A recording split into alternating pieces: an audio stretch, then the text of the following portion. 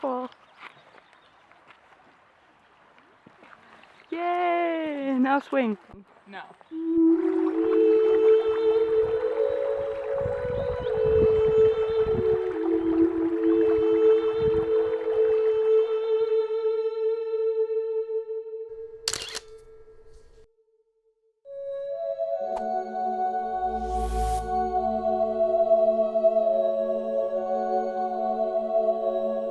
I'm at Hound Tor in Dartmoor National Park, and this is one of the most amazing and most popular tours. There's a little parking lot where you can go, and there's like a round trip which we're going to do because I joined a hiking tour, and we're going to see a couple of tours. A tour is basically a granite outcrop, and they just sit here on top of the national park, and you can see them like giant boulders stacked upon each other.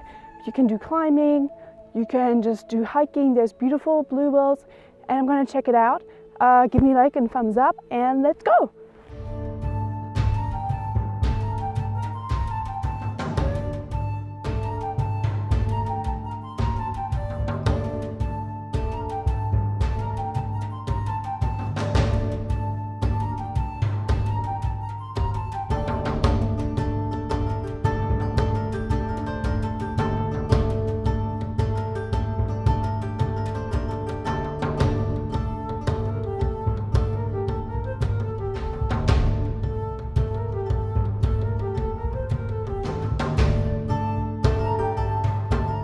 Good morning, friends. I'm on Hound Tor, which is one of the many tours in Dartmoor, which Tor is like a pile of rocks. I think it's from Old Norse, Viking language. And I'm currently filming myself. See? No, that.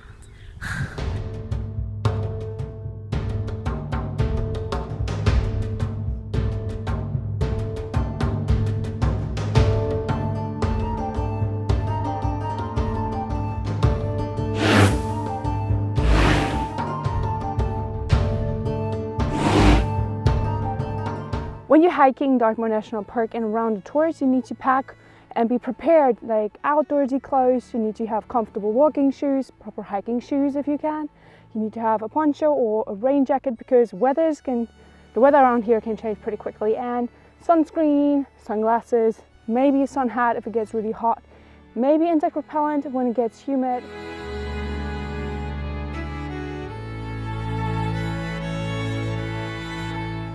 Oh, this hiking tour is so fast. I'm here vlogging while they're already going down into the valley. Okay, I gotta rush.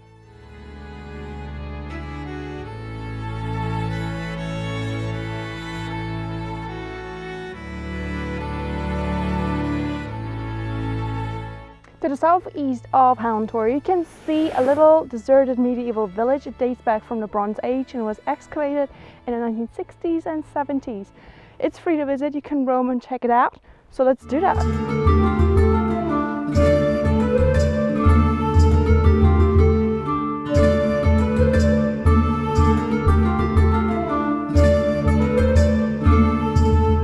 So basically there were 4 longhouses here where people lived, approximately like 50 people, but then there was a mini ice age and a lot of people died, so they had to abandon it in 1350. But you can still see some of the drainage systems and where they put campfires to dry stuff, which is pretty interesting. Not sure if you can see, but there's some bluebells up here because it's more sheltered. But up here in the moors it gets colder usually, which is why the bluebells are blooming later.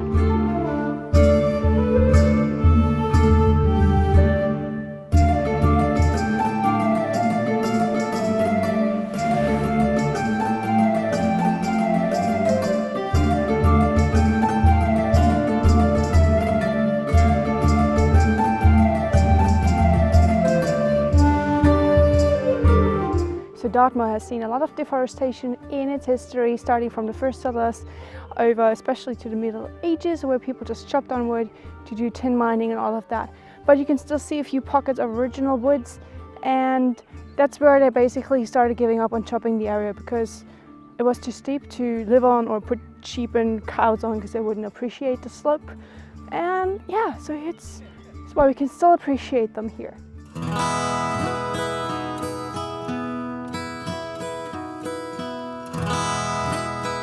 The sun is gone, so you can't really see the colors, but I think over there is Haugen with a lot of bluebells, And there are the bluebell fields we just crossed next to, where am I even pointing?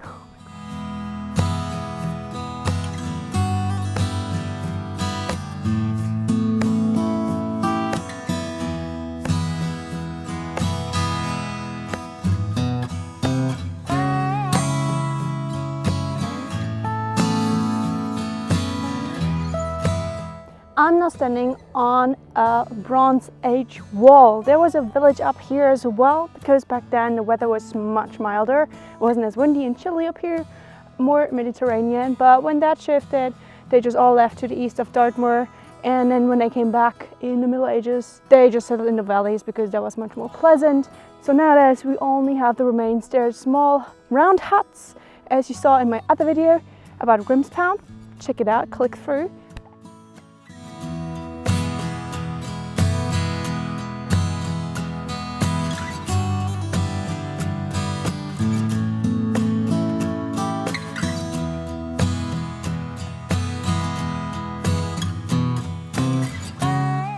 When you walk around Dartmoor, you will quickly see that there's like little paths everywhere, and then often there's stones. This used to be the division between the fields and the different kinds of cultivation of the land, like such as livestock grazing or crop growing, and there still remains of it. Also, our guy just told me some really cool fact that when you go through Devon, you will see a lot of tall hedges which are really compact, and there's stones underneath and like trees and bushes really thickly and densely growing on it. There actually might be from the Bronze Age when they did that. They just grew trees and hedges on top of their little stone walls, so it would be higher. It's pretty cool. I present to you the only granite railway in the world, and you can still see the tracks. You can do hiking along here. In summer there's a HAYTOR hopper going to HAYTOR, and then you can walk all the way back. There's fundraising races down the tracks, so that's pretty cool. They actually only used the granite railway in the 19th century for like 50 years because that's when the industry of granite mining was booming, and then it quickly shut down because of competition. But it's pretty cool.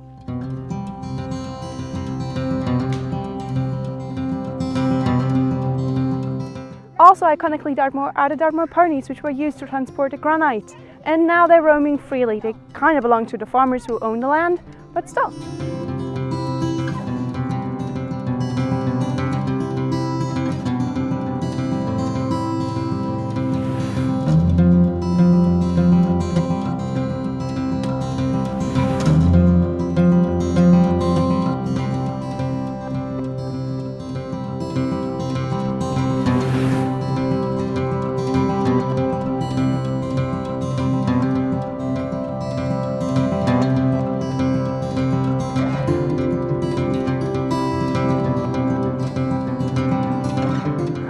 At EMSWORTHY barn in the EMSWORTHY mire, which is beautiful and sheltered and basically abandoned.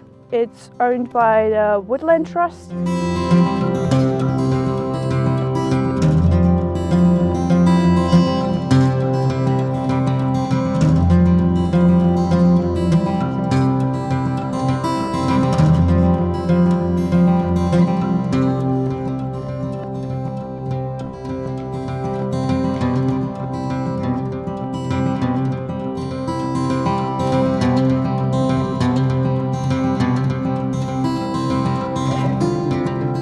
My shoes a little bit soggy because I tried to vlog it, so all the things I do for vlogging. I hope you appreciate it.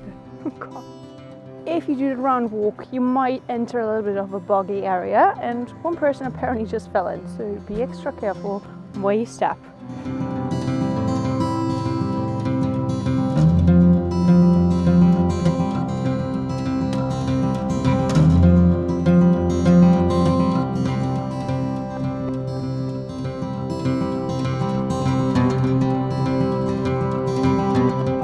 And everything is blue or purple, whatever you think you see. Amazing!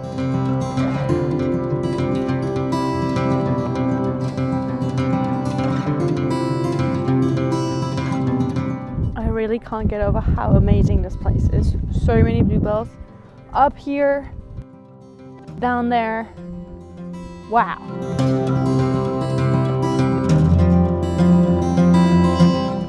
Also, if you do see the bluebells, don't just run onto them to pose or put your dog there or just have a picnic, because they're very fragile, they're protected.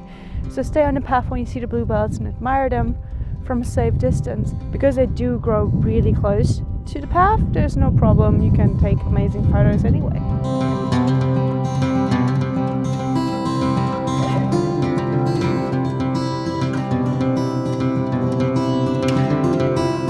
Wow, even around GREATOR rocks, there's so many bluebells out now. It's mid-May, timing is perfect.